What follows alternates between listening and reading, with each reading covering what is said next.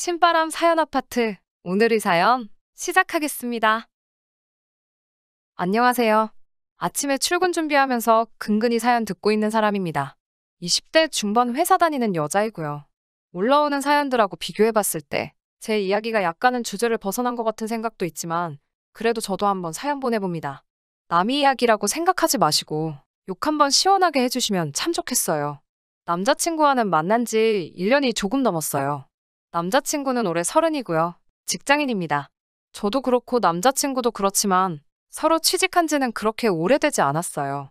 결혼 준비를 위해 모아놓은 돈도 턱없이 모자라기는 하지만 무엇보다도 둘 사이에 결혼 이야기 같은 거 오고 간 적 1년간 만 나오면서 단 한 번도 없었고 당연히 양쪽 부모님께 인사드린 적도 없어요.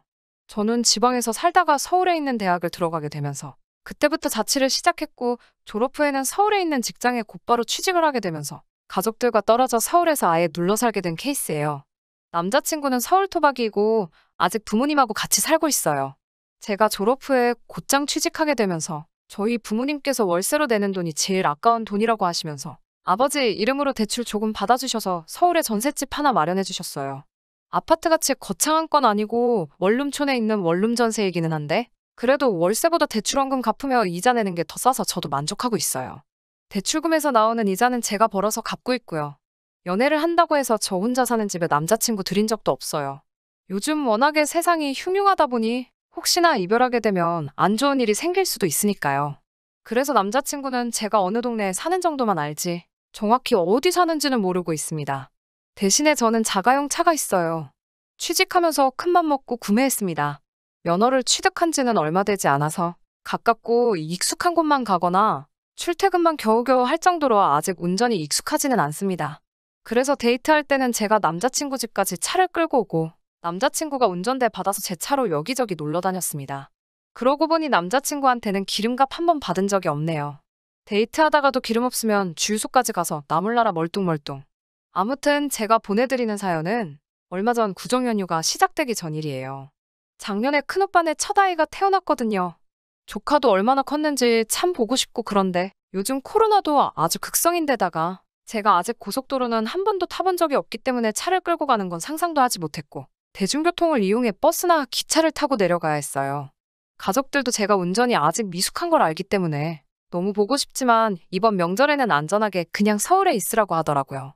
저도 조카도 보고 싶고 가족들도 지난 추석 이후로 찾아뵌 적이 없어서 엄청 보고 싶었지만 또 요즘 확진자 수가 엄청나게 늘어나고 있는데 제가 괜히 사람들 많은 대중교통 타고 갔다가 남들한테 옮길 확률도 있고 해서 저도 그냥 서울에 혼자 남기로 하기로 하고 명절 연휴는 저 혼자서 보내기로 했어요.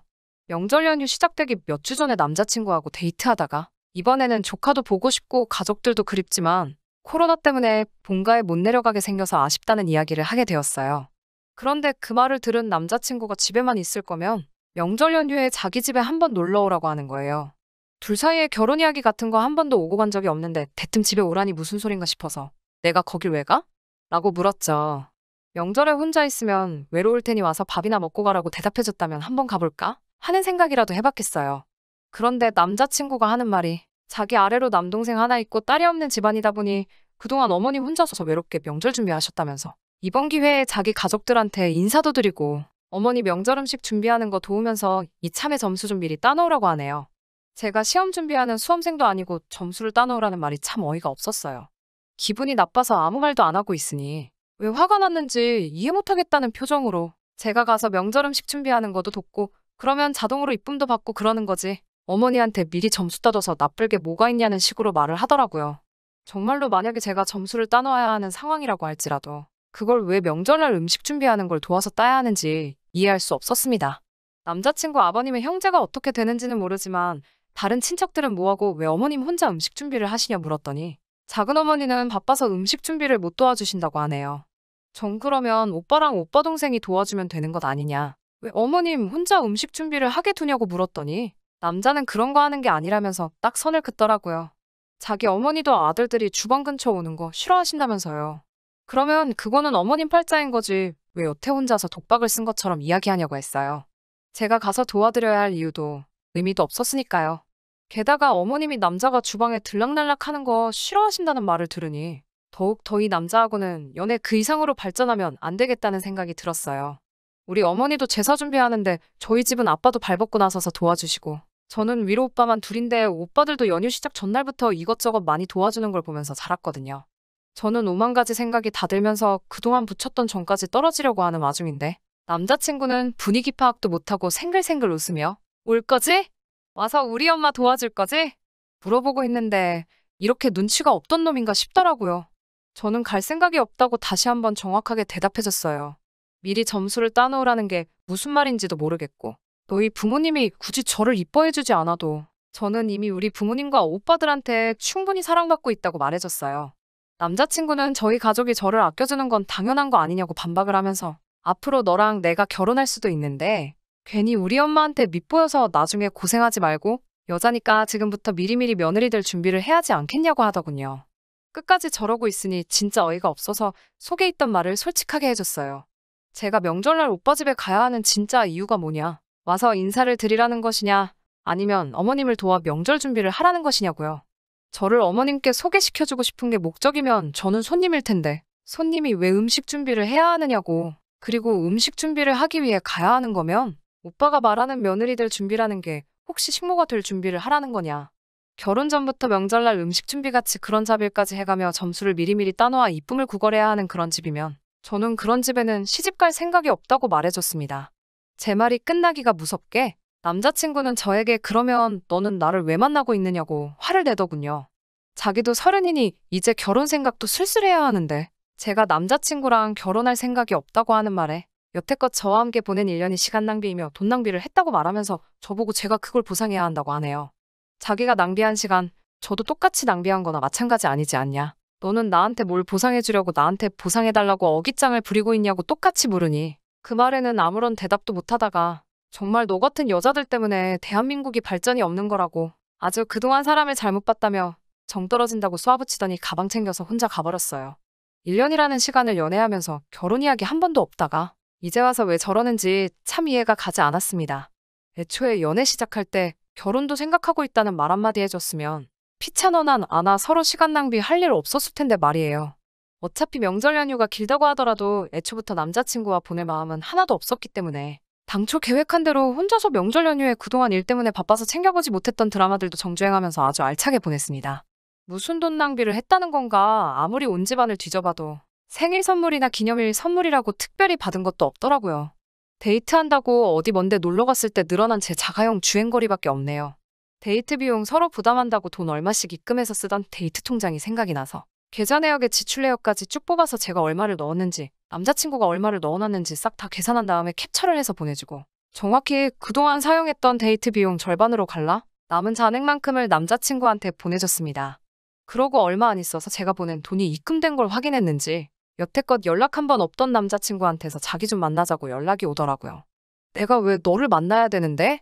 하고 대답했더니 너 자꾸 이럴 거냐고 하면서 저보고 사과는 언제 할 거냐고 물어보더라고요. 자꾸 이런 식으로 나오면 자기도 저를 안 만나준다고 하면서요. 참나, 못 만나준다니 누가 언제 만나달라고 했나요? 그리고 잘못한 게 누군데 저보고 사과를 하라니요. 명절날 지내 엄마가 혼자서 또 음식한 걸 사과하라는 건지 어떤 부분에서 제가 남자친구한테 먼저 사과를 해야 하는 건지 이해도 가지 않았어요. 우리 그날 끝내기로 한 거 아니냐? 왜 이제 와서 내가 너를 만나야 하고 만나서 사과까지 해야 되느냐고 물었더니 여태껏 데이트 통장에 있던 돈 안 보내고 있다가 지가 끝까지 연락이 없으니 자기의 관심 끌기 위해서 이번에 돈을 보낸 거 아니냐는 말도 안 되는 착각을 하면서 이제라도 사과하면 용서해 줄 테니 만나자고 하네요. 저도 지지 않고 도대체 누가 누구한테 사과를 하라는 거냐고 따졌더니 그러면 여태까지 자기를 만나면서 시간 낭비한 것과 돈 낭비한 걸 보상하라고 합니다. 데이트 통장에 있던 돈 돌려준 거 말고도 또 보상해야 할 게 있다고 생각을 했나 봐요. 어디 그동안 너가 내 차 끌고 데이트할 때 쓴 기름값까지 싹 다 따져서 계산서 한번 뽑아줄까? 누가 누구한테 진짜로 보상을 해야 하는 건지 한번 처음부터 끝까지 따져볼까 어디. 제 질문에 자기가 곤란해지니 한숨만 푹푹 내쉬면서 됐다고 너 정말 사람 피곤하게 만든다며 너 같은 여자랑 결혼하면 내가 피곤하겠다고 나중에 제가 울며불며 매달려도 결혼을 안 해준다고 하네요. 이 세상에 남자가 너 하나밖에 없어도 너 같은 놈하고는 결혼 안 한다고 말했더니 전화기 너머로 아주 입에 거품을 물면서 소리 지르기 시작했어요. 그걸 계속 듣고 있자니 시끄러워서 제발 2번 다시 연락하지 말라고 말하고 제가 전화를 끊어버렸습니다. 제가 잘못한 부분이 뭐가 있나 싶어요. 30이 넘은 남자랑 연애할 때는 저도 결혼할 각오를 하고 만나야 하는 거였나요? 아직도 미리미리 점수 좀 따놓으라는 말이 무슨 생각으로 한 말인지 이해가 가질 않아요.